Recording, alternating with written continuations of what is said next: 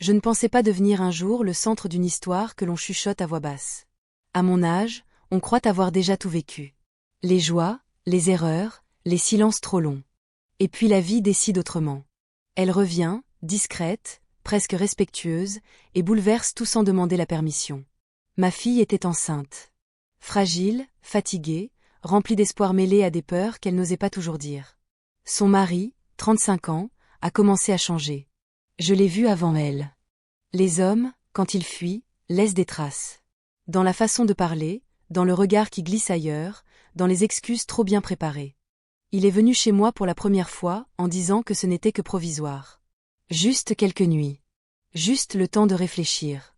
Je l'ai accueilli. Peut-être par habitude. Peut-être par faiblesse. Une mère reste une mère, même quand il s'agit du mari de sa fille. Je me disais que je faisais ce qu'il fallait, que je protégeais ma famille. Il dormait dans la chambre d'amis, parlait peu, mangeait sans appétit. Je le regardais, parfois trop longtemps. Et je sentais quelque chose d'étrange, une proximité qui ne devait pas exister. Les jours sont devenus des semaines. Il ne rentrait plus chez elle. Ma fille appelait, sa voix tremblait, et moi je répondais avec prudence. Je choisissais mes mots. Trop. Déjà, je le sais maintenant. Je disais qu'il allait bien, qu'il avait besoin de calme. Je mentais sans vraiment mentir. C'est ce genre de mensonge qui s'installe doucement, comme une habitude. Je me suis surprise à attendre son retour le soir. À préparer un repas un peu plus soigné. À écouter ses pas dans le couloir. Ces détails m'ont effrayée. À mon âge, on reconnaît les signaux, et c'est justement ce qui fait peur. On sait où cela peut mener, mais on continue quand même, persuadé que l'on contrôle encore quelque chose. Le jour où il m'a annoncé qu'il demandait le divorce, j'ai ressenti un mélange de soulagement et de honte. Soulagement, parce que la situation allait enfin changer. Honte, parce que je savais, au fond, que je n'étais pas innocente. Ma fille ne m'a pas appelée ce jour-là. Et je n'ai pas trouvé le courage de le faire moi-même. Il est resté. Officiellement parce qu'il n'avait nulle part où aller. Officieusement, je n'osais pas mettre de mots. Les regards se sont faits plus lourds. Les silences plus denses. Et moi, je marchais sur une ligne invisible entre ce qui est acceptable et ce qui ne l'est pas. Je pensais encore pouvoir m'arrêter. Je me trompais. Je n'avais pas encore franchi le point de non-retour. Pas encore. Mais je le sentais approcher. Lentament. Inevitablement. Et cette pensée, au lieu de me faire reculer, me tenait éveillée la nuit. Je me souviens très bien du moment où j'ai cessé de me mentir complètement. Ce n'était pas une scène forte, pas un événement spectaculaire. Juste un matin ordinaire. Le café refroidissait sur la table, la maison était trop silencieuse, et je me suis rendu compte que je pensais à lui avant même de penser à ma fille. Cette pensée m'a traversée comme une faute déjà commise. Il vivait toujours chez moi. Les papiers du divorce avançaient lentement, mais assez pour rendre la situation réelle. Ma fille s'enfermait dans son propre silence. Elle ne venait plus. Elle disait être fatiguée. Je voulais croire que c'était seulement la grossesse.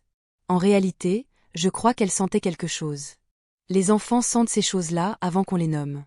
Avec lui, la relation avait changé sans que nous ayons décidé quoi que ce soit. Il n'y avait toujours pas de gestes déplacés, pas de mots interdits. Mais il y avait cette attention constante. Il me demandait comment j'allais. Il m'écoutait. Vraiment. À mon âge, on devient souvent invisible, surtout aux yeux des hommes. Et voilà qu'un homme plus jeune me regardait comme si j'existais encore pleinement. Je me disais que ce n'était rien. Que cela passerait. Que j'étais simplement seule depuis trop longtemps. Mais je faisais de moins en moins d'efforts pour garder mes distances. Je restais plus longtemps dans la cuisine quand il y était. Je faisais attention à moi d'une façon que je croyais oublier. Ces petits changements sont les plus dangereux. Ils se déguisent en banalité. Un soir, il m'a parlé de sa peur. De l'enfant à venir. De la responsabilité. De l'impression d'avoir raté quelque chose dans sa vie. Je l'écoutais, et sans m'en rendre compte, je me suis rapprochée. Pas physiquement. Intérieurement. Je connaissais ses peurs. Je les avais vécues. Je savais quoi dire. Et il a trouvé auprès de moi ce qu'il ne trouvait plus ailleurs. C'est là que j'aurais dû m'arrêter. Mettre une frontière claire. Lui dire de partir. Appeler ma fille. Mais je n'ai rien fait. Je suis restée immobile, comme si le silence pouvait encore me protéger. Il y a une lâcheté particulière dans l'inaction. Elle ne fait pas de bruit, mais elle détruit tout. Quand il a officiellement quitté le domicile conjugal, la situation a pris une autre couleur. Il n'était plus seulement un homme de passage chez moi. Il devenait un homme sans attache visible. Et moi, une femme seule qui avait cessé de se voir uniquement comme une mère. Je me sentais coupable, bien sûr. Mais aussi vivante. Et cette contradiction me rongeait. La nuit, je pensais à ma fille. À son ventre rond. À l'enfant qui allait naître. Et en même temps, j'écoutais les bruits de la maison, attentive à chacun de ses mouvements. Je savais que je marchais vers quelque chose d'irréversible. Je le savais avec une clarté effrayante. Et pourtant, chaque jour, je faisais un pas de plus. Sans courir. Sans tomber. Juste avancer. Je croyais encore que je pouvais choisir le moment d'arrêter. Je ne savais pas que ce moment était déjà derrière moi. Il y a un instant précis où tout devient clair. Pas plus facile, non. Juste clair. Pour moi, ce fut le jour où il m'a regardé autrement, sans détour, sans peur. Ce regard-là ne demandait rien, mais il disait tout. Et au lieu de reculer, j'ai ressenti un calme étrange. Comme si la décision avait été prise bien avant que je l'accepte. Ma fille a accouché sans moi. J'étais invitée, bien sûr. Les messages étaient polis, distants. J'ai inventé une excuse, puis une autre. Je me disais que je viendrais plus tard, quand les choses se seraient apaisées.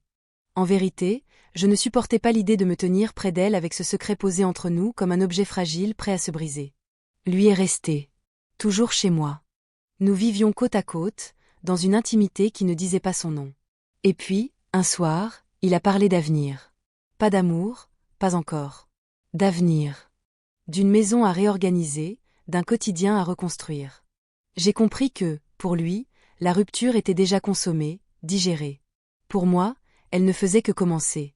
Quand le divorce a été prononcé, j'ai ressenti un poids tomber. Un autre s'est posé aussitôt. La culpabilité n'est pas un choc. C'est une lente pression. Elle accompagne chaque geste. Elle ne disparaît pas quand on fait un choix. Elle s'installe. Il m'a demandé de l'épouser plus tard. Sans genoux à terre, sans promesses excessives. Simplement parce que cela lui semblait juste. J'ai hésité. Longtemps. J'ai pensé à ce que dirait le monde, à ce que penserait ma fille, à l'enfant qui grandirait avec cette histoire comme une ombre. Et puis j'ai pensé à moi. À ce qu'il me restait de vie. À cette vérité inconfortable que je n'avais plus envie de me sacrifier en silence. Nous nous sommes mariés discrètement. Peu de monde. Beaucoup de regards évités. Ma fille n'est pas venue. Je ne lui en ai pas voulu. Chacun survit comme il peut. Je me suis souvent demandé si elle me pardonnerait un jour. Je n'en suis pas sûre. Et peut-être que ce pardon n'arrivera jamais. Aujourd'hui, je vis avec cet homme. Plus jeune. Different. Ce n'est pas une histoire idéale. Ce n'est pas une victoire. C'est un choix, avec tout ce qu'il comporte de conséquences. Je ne me justifie plus. Je n'explique plus. Je porte ce que j'ai fait. La nuit, parfois, je pense à ma fille. À son silence. À l'enfant qui grandit sans vraiment savoir où me placer. Grand-mère. Estrangera. Je n'ai pas toutes les réponses. J'ai seulement appris une chose tardivement. Certaines décisions ne rendent pas heureuse, mais elles empêchent de se perdre complètement.